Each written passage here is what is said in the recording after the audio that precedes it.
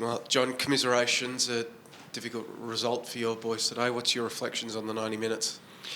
Our reflection is that we have 24 shots to their 10. They have 4 on target to our 11, and they win 4-2. That's the immediate reflection, is that every time the opposition's getting a chance, they're scoring. And, that's down to also some of our defensive frailties at the moment and individual errors that's costing us. And it really cost us again, because, the amount of chances that we're creating and we should be scoring, we still scored 2. You should never lose a football game.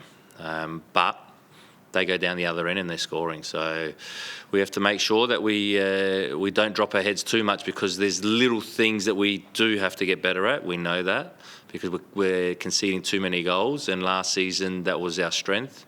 And this season at the moment, it's letting us down. I mean, defensive frailties and individual errors. Leo Lacroix, he's not looking like the same player that he was last campaign for you. It's been a sustained run of form now. What's going on with Leo? Look, I'm not going to speak about individuals too much, because that's not right. That's something for me to do behind closed doors with my players. We'll win together and we'll lose together. But yeah, there's things that we need to improve on, and I'm sure that each individual will look at themselves and make sure that they can do what they can to improve and get better, because there's no way out of it. There's no use in me saying we could have done this structurally, we could have done that tactically. It's individual things really that we need to get better at. So that's up to now the players to look at themselves, like me, look at myself and see what we can do better. So you're confident that you can turn this around, and you can turn this around with the current structure and approach? It's just individual performances. Yeah, it worked for us last year, so I'm sure it'll work for us again. Once we get our 5 players that we've got out at the moment, then we'll be a lot stronger. And then if individuals aren't playing at their best, it's easy decision to then not play them. At the moment, hands are tied behind your back. If a player doesn't play well, he might have to play next game. So that's the issue at the moment. And whereas last year, we had nothing wrong with the way we were playing. We were defending well as a group, as individuals. And it's no different now. A lot of the things that we are doing well, it's little things that are letting us down. Obviously, one player's suspension, but the other long-term absence, you've got World Cup break coming at a good time for you then to get them back fit, and so you won't have to go through an extended period without them? Yeah, that will come at a good time in terms of getting those players back from injury and try and get them fit and up to a level to play. We still want to go to Wellington and win that game, so that's our main focus. But those players it'll be it's a welcome time for them and for us. Milanovic felt like when he came on, it literally was a spark. He scored that goal. He had another one that was saved not long after. I mean, just firstly your thoughts on how he went, and also, do you look at him as starting again, because his impact 2 weeks in a row, scoring goals? Yeah, look, and the reason why I didn't start Milanovic is because I know what it's like for a younger player. Especially in pressure situations, they can have their ups and downs pretty quickly. So it's up to me to manage that and make sure I manage him. And I thought managed it well, because he came in and gave us the right impact. If he started with the pressure build that everyone's expecting him to be the one to turn it around for us, we're happy with his progression. He still needs to learn and improve a lot. He knows that, and he's working hard at that. So positive is that he's got another goal. That's 3 goals. And so, we're scoring goals, even though we're creating way more than, we should be scoring more, but we're scoring goals. That's we're getting into unbelievable positions. Unbelievable. Like that game, we could have won 6-4. It could have been a tennis score.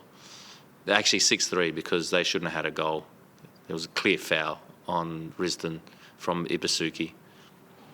The first goal, do you mean? Or No, the third goal. Clear foul.